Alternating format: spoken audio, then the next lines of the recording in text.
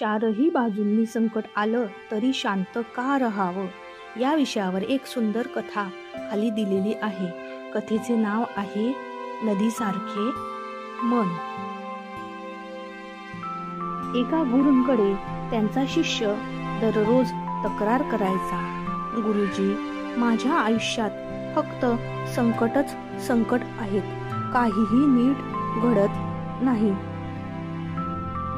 गुरुजी हसले आणि त्याला घेऊन गेले नदीकाठी।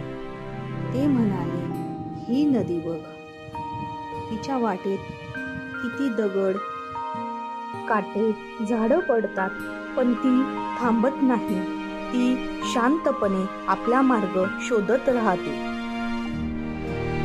शिष्य म्हणाला, पण गुरुजी, तिला त्रास होत नाही का?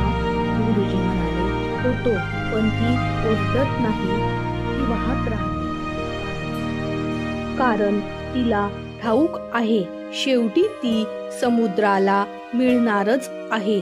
तसंच आपणही संकटात शांत राहायला हवं, कारण शांत मनाला नेहमी मार्ग दिसतो, पण अस्थिर मनाला फक्त अंधार।